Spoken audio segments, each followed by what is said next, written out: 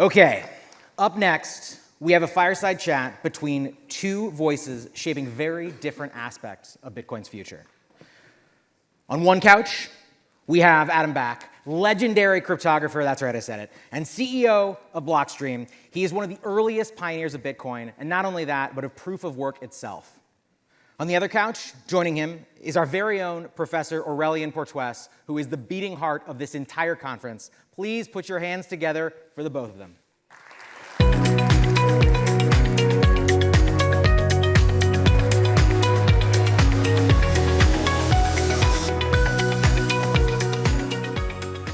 Well, Adam, I'm so excited to be here with you for this fireside chat. You're a real legendary in the Bitcoin ecosystem.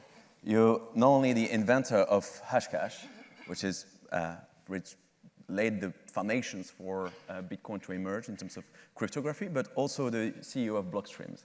So I want to have a discussion about how can we explain that Bitcoin is such the key to sound money and strong money, even though it's digital. Isn't there's a counter-intuition in being digital and having sound money, because digital will lead to duplications and creations of more tokens and coins. How you invented the technology behind that so that scarcity was possible in the digital realm?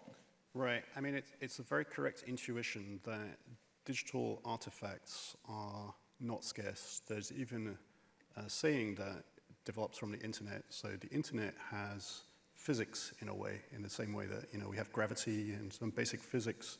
In the real world, there is in fact some kind of physics about the rules of the internet and how it works, which are inherent, and if you try to fight them, you tend to lose. And so one way that is expressed in terms of information dispersal is that information wants to be free on the internet, and if you try to stop it, it's like water. It just pours around all of the obstacles. And you can see that most vividly in the ongoing policy battles about content distribution on the internet, peer-to-peer file sharing, users sharing movies and videos and ripped content, ripped DVDs and copies of digital content, and it's almost impossible to stop them. But the establishment and the Motion Picture Association and the Recording Industry of America and the policymakers and the lawmakers tried for decades and decades to stop it, and they completely failed, ultimately. And so in order to create this digital scarcity, you came up with this concept of proof of work. How proof of work enabled Bitcoin to create the sound money that we all enjoy now, and we want to have more of it? Yeah, I mean, so historically, Bitcoin, the Hashcash came about because of the phenomena of internet spam. So the fact that information wants to be free is good for giving everybody a voice, preventing censorship, and Bitcoin also embodies that, and the freewheeling internet in general, and email. And so, of course, it's very difficult to stop people sending unwanted commercial email spams. And I was operating, one of the volunteers operating a remailer, which is a way to establish and enforce your rights of freedom of association and freedom of speech online, right? Because you have these rights in the physical world, intuitively and by the fact of your physical presence. There's no eavesdropper in every room. You can have a conversation. You can transact with cash. And so when you go online, some of those rights start to be eroded because law enforcement will come to an internet service provider and ask them for logs or something, and they'll give it even though there's no rule that enables them to do so, and they'll start bad precedents. So basically, what happened there is with the remailers, people would spam through it, and so I was trying to control the spam, but inherently it's anonymous by design. So the usual ways of trying to control spam don't work because you can't, block this sender by IP address, by email address, because you don't know what it is by design. And so I had to rethink it and think, well, what is the fundamental? The fundamental problem is there's no cost to sending spam. It's virtually free. So something like electronic cash is complicated. It took a long time until Satoshi actually solved the problems that people have been grappling with since the 90s, even mid-80s. but I tried to solve something simpler, which is to create a cost for the sender. So I discovered or invented Hashcash, which is a kind of digital stamp. So it's something that the sender can do some computation to create, and a verifier can quickly verify that some work went into that. And so that immediately entered the conversation as a potential building block for decentralized electronic cash. This was in 1997. And there were some ideas by 98 from Nick Szabo, BitGold, and B-Money by Wei Dai, and later RPow in 2004 by Hal Finney. But it wasn't until Satoshi assembled all the pieces together that he built Bitcoin. But already in 97 and 98, people realized that Hashcash was effectively digital scarcity. And so that's a very counterintuitive concept in a sort of information wants to be free, hard to control information world, that you can have something digital that is scarce. And effectively, it's a sort of interesting trick, which is when you think about it in the right way, the scarcity comes from the physical world. It's just in a format that software on the internet can verify it. And what it is about proof of work that's physical is it takes power, it takes specialized computers, it takes data centers, cooling, right? And then in the Bitcoin context with proof of work, you have mining. So Bitcoin, which we can come to, is a bit like digital gold, and it has mining, which is a bit like gold mining, which gets more scarce over time, in equilibrium with the price of gold and economic scarcity. In Bitcoin, you're not mining gold out of the ground. Like with black gold, oil, where you're also mining it from reserves in the ground, where if you don't mine it today, you can mine it in a decade or 2 decades and not lose out. With Bitcoin, you're basically mining the coins out of time. And thanks for the reminder.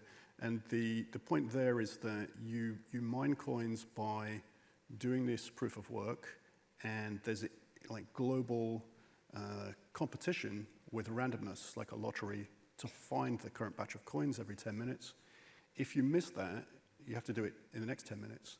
And if you decide, if your country has not very forward-looking policies and a vast supply of cheap government-owned energy, and you don't use that natural resource, so the natural resource for gold is gold ore in the ground in your country. Natural resource for oil, of course, is like countries like the Middle East that have rich reserves. In Bitcoin, the national reserve is cheap, abundant power, which is generally renewable because it doesn't involve refinery and transport. And so if you're a country that has cheap, abundant power, let's say Canada to the north, but has less open-minded policies, they won't make use of that resource. In fact, they'll try to curtail the private sector from making use of it. And that they can't mine later because you're mining it out of time.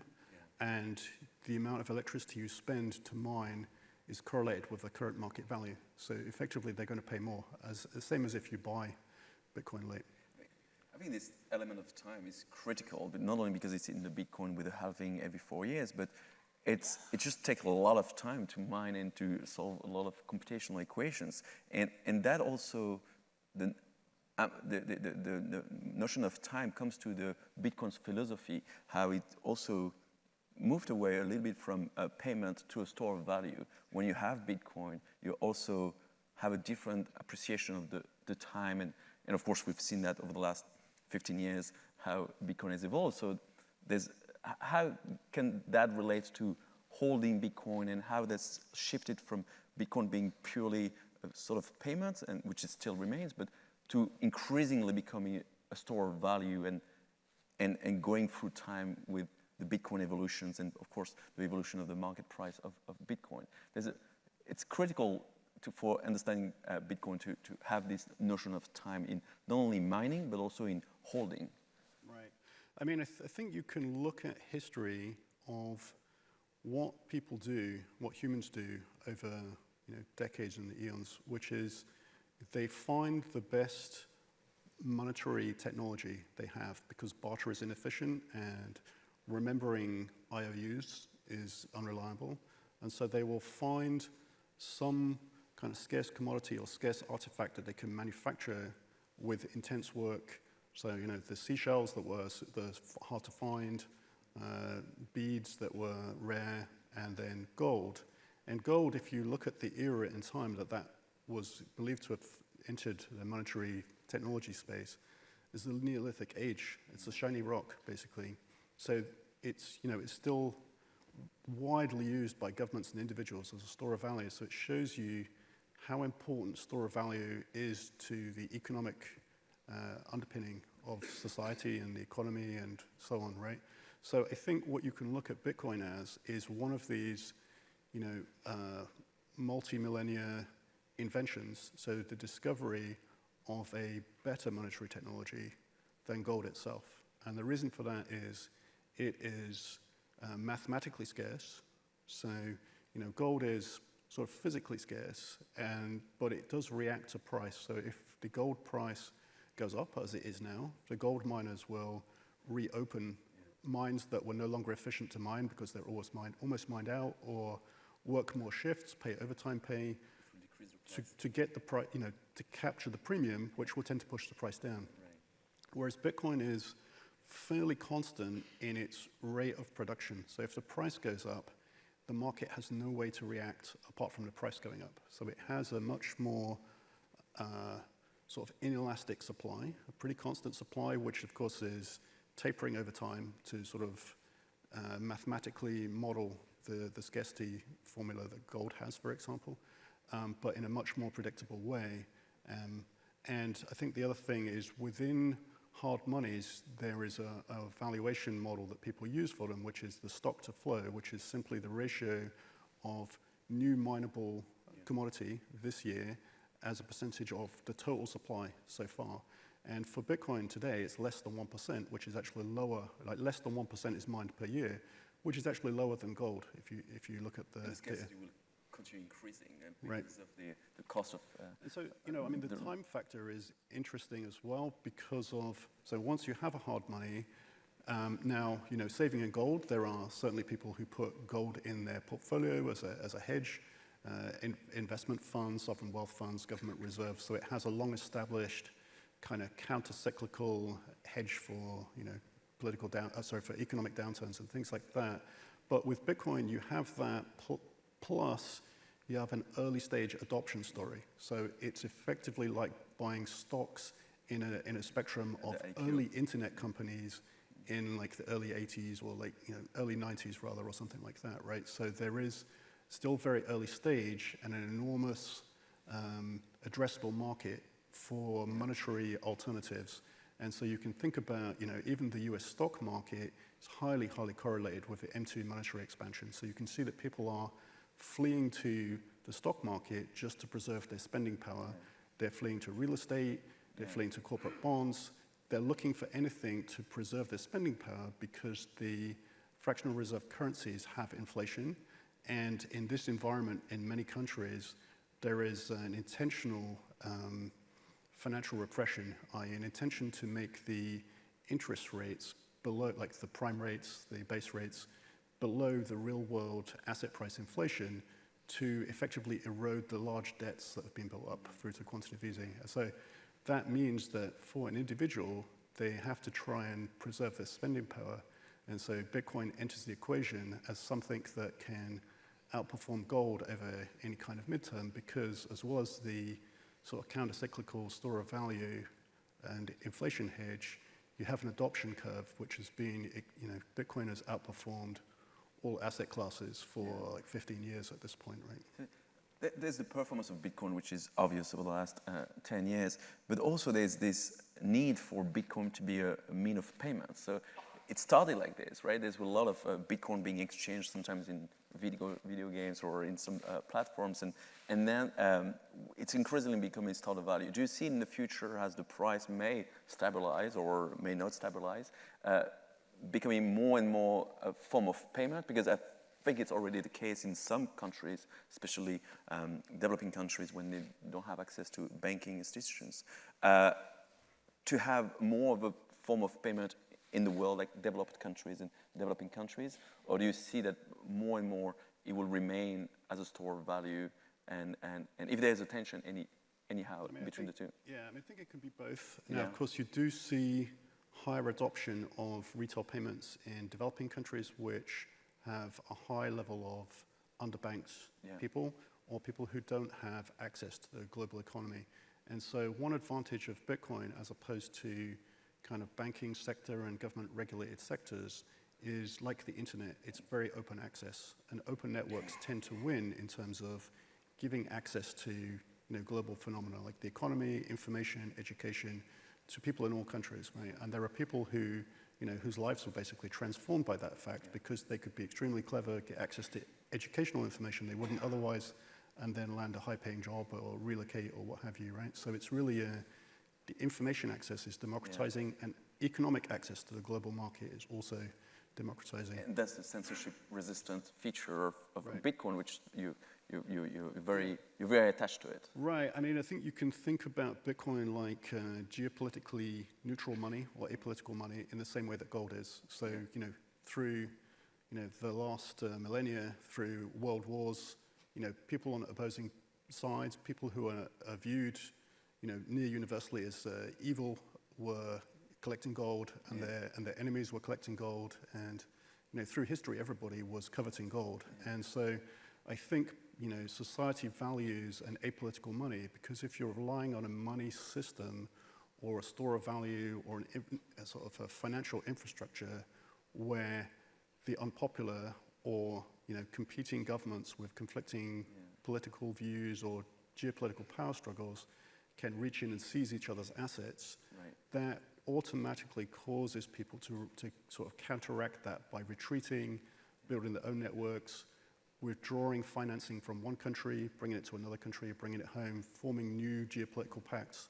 And so and that's actually negative and distorting for the global free market generally. So I think it's actually better for the global economy to have a neutral, dependable, like geopolitically, apolitical, neutral, dependable hard money as a base. And the gold has fulfilled that function actually for thousands of years. That's the denationalization of money that Bitcoin is so good at and just epitomize, right? Mm-hmm. So, but also, so we talked about the evolution of Bitcoin and the last 15 years, but the Bitcoin that we have now, or the protocols, has also evolved from 2009, 2010, and it's interesting because the Bitcoin community and the developers are also exchanging and debating about the past, the present, and the future of Bitcoin in terms of how we can develop Bitcoin with new technological needs or challenge or opportunities as well. And so we are also in a very sometimes hated debate between developers where there's a debate, because Bitcoin is based on consensus. So we need to deliberate, and that's also what is very important. So can you tell us a little bit more about the consensus nature of Bitcoin and how that impacts the current debate of changing or reforming or at least altering a Bitcoin blockchain? Yeah, I mean, I think it's important to understand that Bitcoin is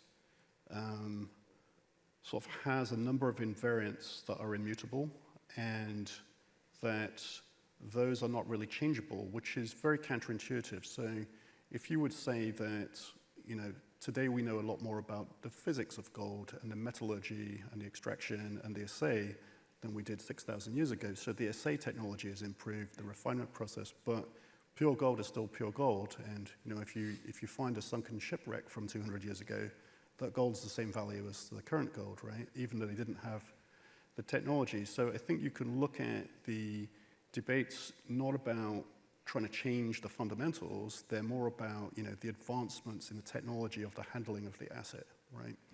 And then I think the other thing which people will find confusing, and everybody finds it confusing, even programmers who've written internet software, right, find it confusing, because Bitcoin is a kind of intersection between economics, very free market economics, game theory, cryptography, and open networks, and so it's really derived a very stable and economically robust shelling point that provides very high assurances, and that is confusing why that is, right? Because it's purely information, apart from the physical proof of work. And so I think the reason that is, like, one intuition for why that can be stable is the game of chess, right?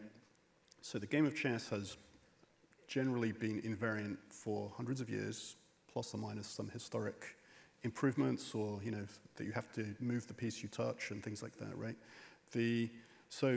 But the fundamentals are there, and so you could say, because people ask this, intelligent newcomers to Bitcoin ask, but it's software, can't I change it? And it's like the game of chess. You're new to chess and you learn the chess game, and you're like, I think it would be better if the queen could only jump 2 moves instead of as far, right? And nobody stops you from doing that. You can do that, but you haven't changed the game of chess. You've invented a new branch of chess, and if you have some friends who like it, you could form a little club with chess version 2, but probably you're not going to succeed in changing chess. And so that is how it is with Bitcoin. There's this enormous shelling point of people who derive economic value from the history of the ledger. So that's the kind of inertia and the adoption of the technology and the network and the brand and all this kind of thing, but just the invariant fundamentals that they don't want to change it. Another analogy might be gold as a sovereign reserve, and somebody says, well, we have a lot of copper in the ground. We want to start, we want to make copper the national reserve, but copper has a very bad stock to flow. So it's not good, and it has a lot of industrial uses which compete with its monetary. So it's probably not going to happen. But it doesn't stop somebody trying, right? And so it is with Bitcoin. And then I think, you mentioned a very important key word there, which is consensus. So the IETF, which is the Internet Engineering Task Force, so it's basically historically technologists from DARPA and then universities and industry who are working on evolving and improving the internet protocols.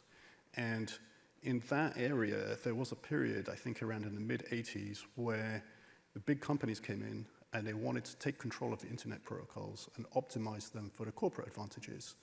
And there was a big kind of battle for to import governance control on top of a kind of meritocratic, consensus-driven process, because the IETF itself, in evolving protocols for the user benefit, which is their North Star, work with this kind of meritocratic consensus decision-making process. And so ultimately, the technologists and the users won, and the corporate interests were forced to acknowledge the internet is open and it should be developed for the advantage of the users.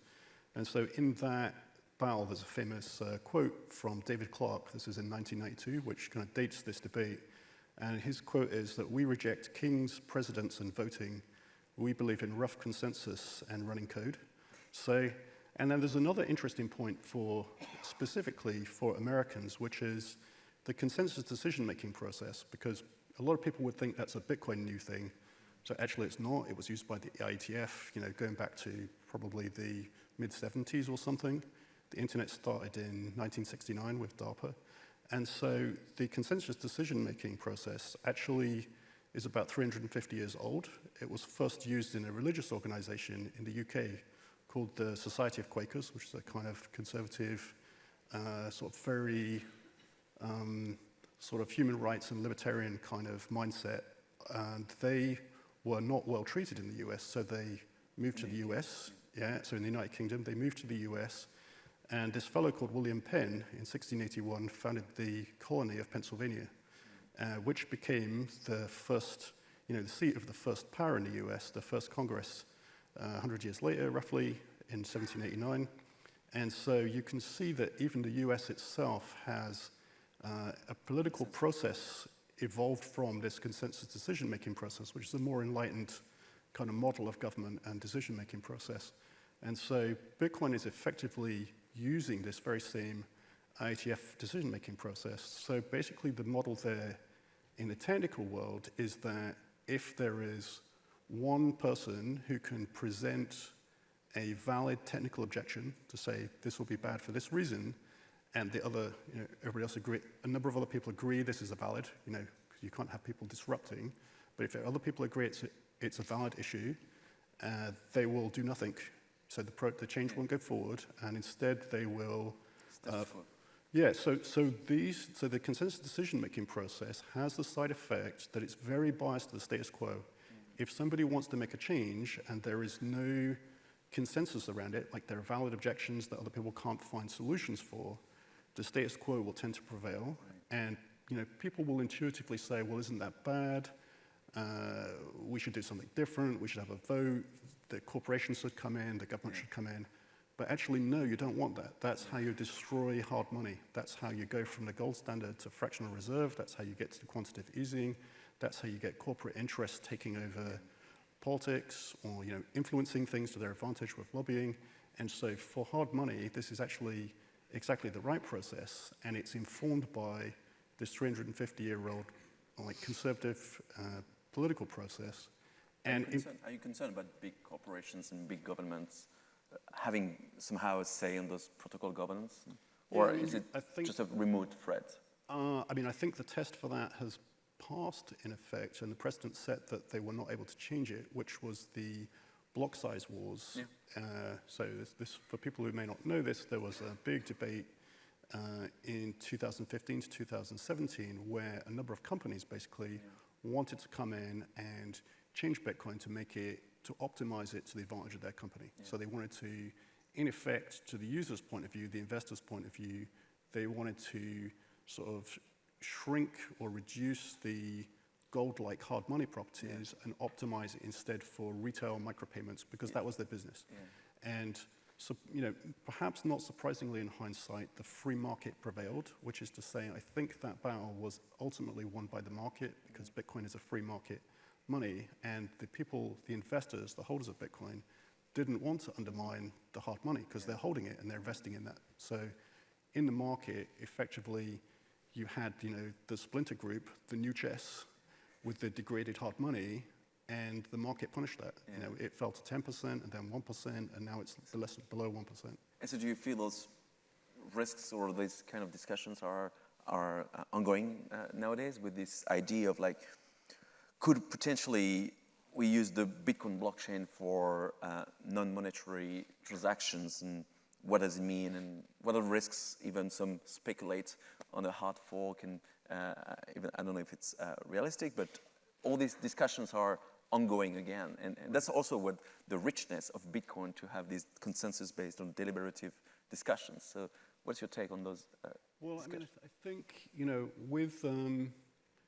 with governments and infrastructure, like the financial networks, the power grids, there are kind of national infrastructure councils and international organizations that try to protect critical infrastructure. And so a regulator's intuition would be, the regulator should come in and fix that for you. But that's actually very much the wrong instinct, because that would lead to the slippery slope of the quantitative easing and a fractional reserve and other problems, right? So I think you want geopolitically neutral gold-like properties.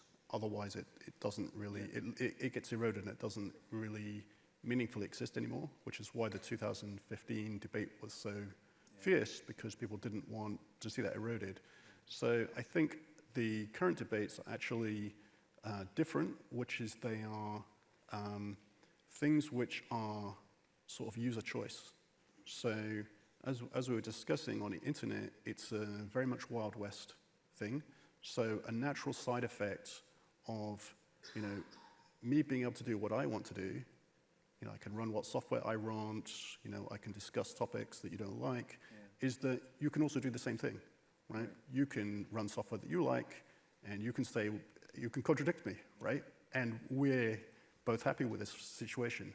But there are people who are not happy with that. There are people who say, but my view is better, and I want to force you to say the same thing. Yeah. So that's the debate, right? Now, in the...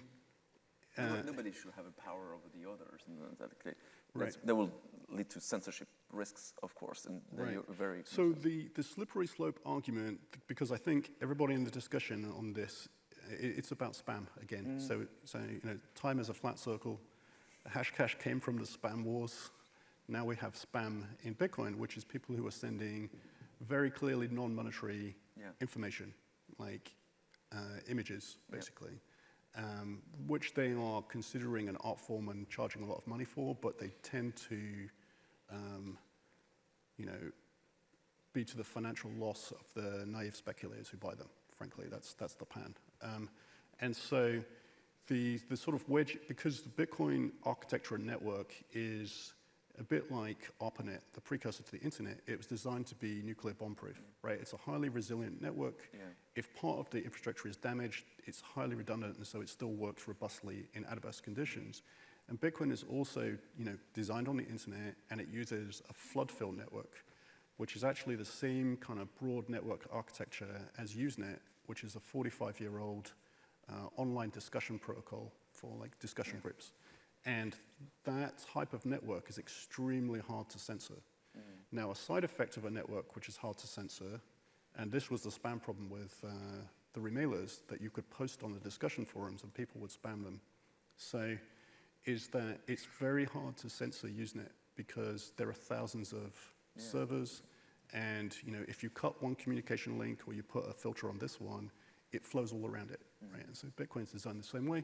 And so I think the fundamental problem for spam on Bitcoin is people don't like spam, so they would like to do something about it. Unfortunately, the very architecture of the internet, the physics of the internet, and the architecture of Bitcoin, because it's by design censorship resistant, make that extremely difficult to do. So filtering is doomed to fail somehow? It appears to be the case. And now, if it was the case that filtering just didn't work, but people want to try, they want to try anyway, go for it, right? And that's the actual net effect we're seeing at the moment, right? So some people are trying to filter, it's not really working, and other people are just operating, realizing that the filters don't work, and so are not too worried about, changing the system to impose filters. And so the people who want filters are arguing that they want the filters to be a default for everybody, and other people don't agree. So the natural result in a free market is people do what they want to do. So some people will run filters, and they won't work, and other people won't. And what would be the impact of the network? Is there not a risks on network resilience and the blotting effect? Well, I think the problem is it's effectively impossible to stop. So what does work, Bitcoin is a kind of internet protocol, and we saw decades of people failing to control spam, saw decades of the content producers failing to control the distribution of media, music rips and videos.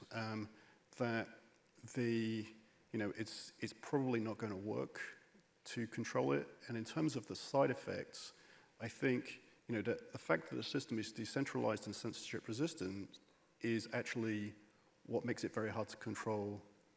Very hard to censor, but also very hard to control spam. So to the extent that somebody wants to get aggressive in controlling spam, they're generally going to want to centralize Bitcoin, which is going to damage the decentralization and censorship resistant, which is a key property of Bitcoin for it to be neutral and permissionless.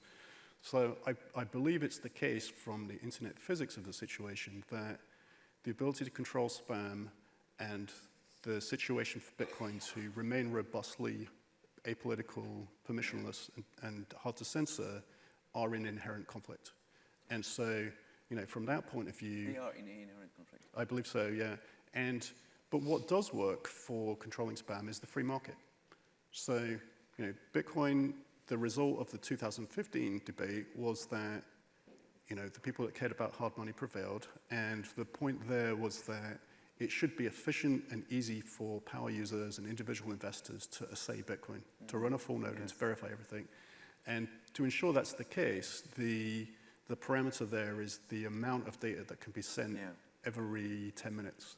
And so because that is constrained, it creates a market for access to that data. Because you've got a restricted space, then you're going to have a market evolving if there's more demand than there is space. And so there's a market which is paid in transaction fees. So like the postage stamps get more expensive to send Bitcoin if there's more demand. And so basically the hard money demand is a far stronger, committed, long-term view economic force than people sending cat pictures on the internet, right? So, we are just coming out of a 28-month sort of spam flood at this point from a period which is actually to do with, the altcoins. They had a winter, a bear market, and they couldn't get funding. And so they saw that funding for Bitcoin Layer 2 had doubled in the same period, so they relabeled themselves. So now you have altcoins in sheep's clothing claiming to be Bitcoin Layer 2s, and they bought some of the altcoin meme coins and NFT sales on Bitcoin. So the same nonsense, but on Bitcoin. And that is the thing that started this effect. So anyway, at this point, Bitcoin has been through about 28 months of the most intense flood campaign. But if you back out and you look at it in perspective, the amount of data they sent is 2.5 basis points of transactions of the space. So in fact, only 0.00025.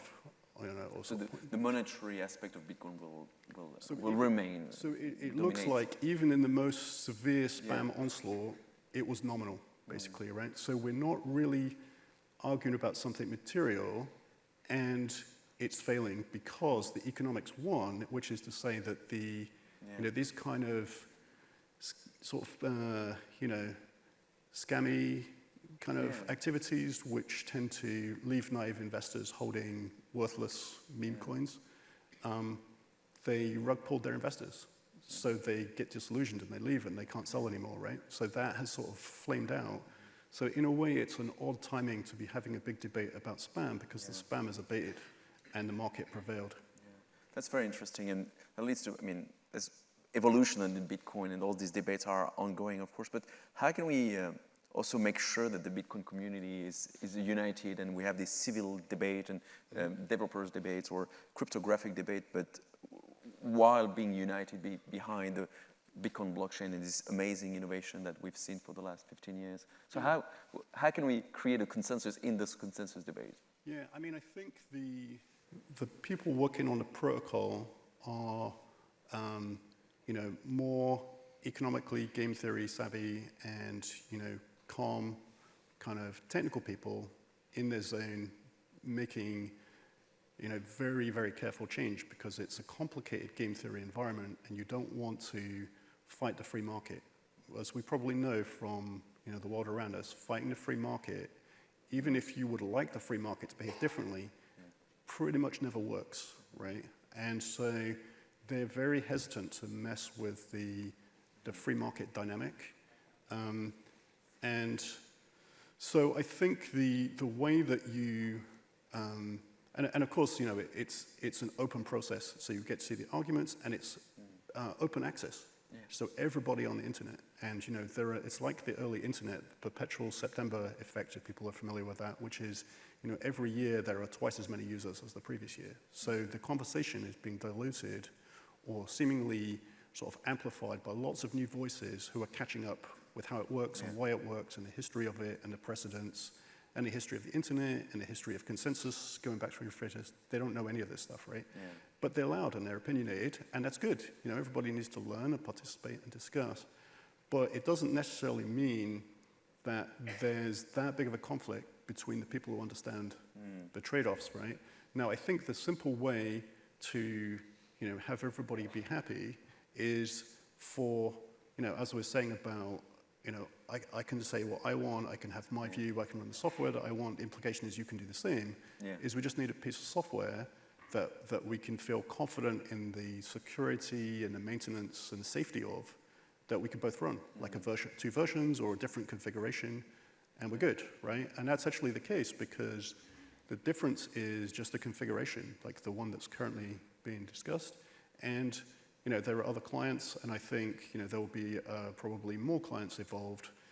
Now, you do have to be a bit careful about software because it's security software that controls money. So you have to be very conscious of the security practices of the group of developers to make sure that they are good stewards in terms of maintaining security standards, clean build environments, multiple reviewers, this kind of thing. So I think that's currently lacking on the pro-filter camp, primarily because the technologists are, I believe correct that the filters don't work. And so really the filter approach is, well, we want to try anyway, which is, of course, people are free to try and discover that, spam was uncontrollable on the internet for 30 years, and we don't have any new insights. And actually, it's a little bit harder to control spam in Bitcoin than it is in email, because email has actually become very centralized. And so that, in effect, is a precedent of what we don't want to happen in Bitcoin, which is,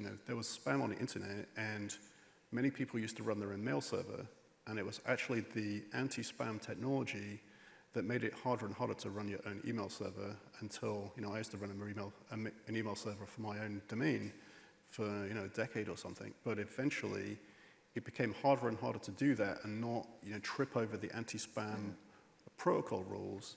And so everybody generally gave up, and now, 99% of email is controlled by large corporations, which actually reduces our sovereignty. It means that somebody can send a subpoena or a legal request or, something which can request information without being disclosed. And so all kinds of things that are bad for your sovereignty and privacy as a side effect of spam. So we don't want that end game to happen to Bitcoins. There are a lot of people who are concerned about the process but don't know the historical precedent of what goes wrong if you prioritize fighting spam, which is you centralize something and you reduce its self-sovereignty.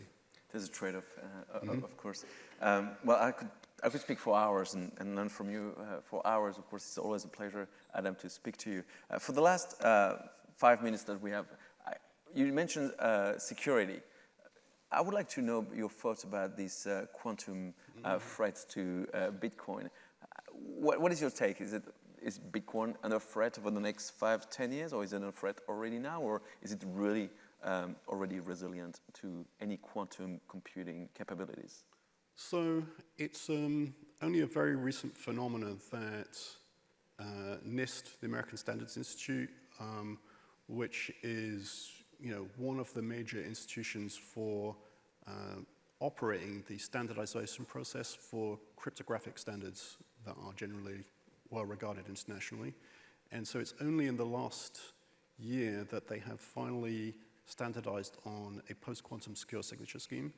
Before that, it was in discussion, and there were multiple candidates. And so generally for cryptography, you don't want to use recent novel developments because they get broken. And that's what the standardization process is about. And so, there wasn't really opportunity for Bitcoin to select something because it's still in debate. And so now there's one, there were many proposals that went into there. Most of them failed the review process, which shows that if you'd used them prematurely, you could have been in a hazardous position. The one that is left is basically an optimization of, I think it's like a 1979, so a very old, mature type of cryptography by Leslie Lamport, who is coincidentally the same computer scientist that developed the Byzantine generals problem, which is another technology piece used by Bitcoin.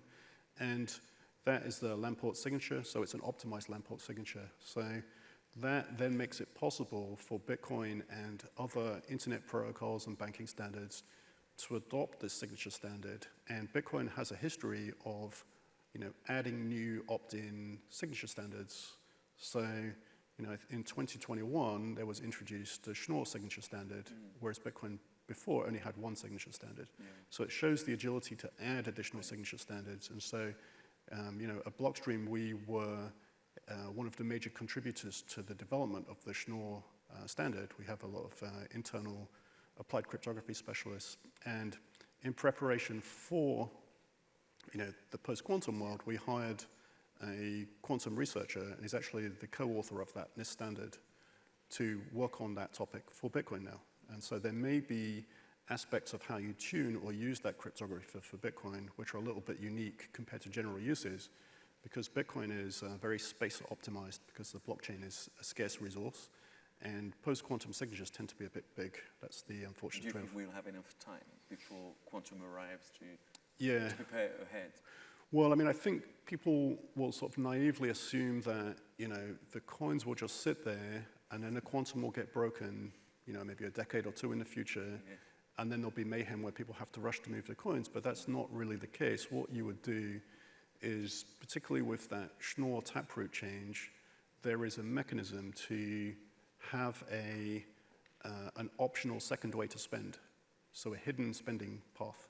And so what you would do is you would make this kind of compound spending capability in a new sort of address choice, add that to wallets, and then people can gradually move their coins from the old schemes to the new scheme, and then they're quantum ready, but they're not paying the cost of using quantum signatures until it's necessary.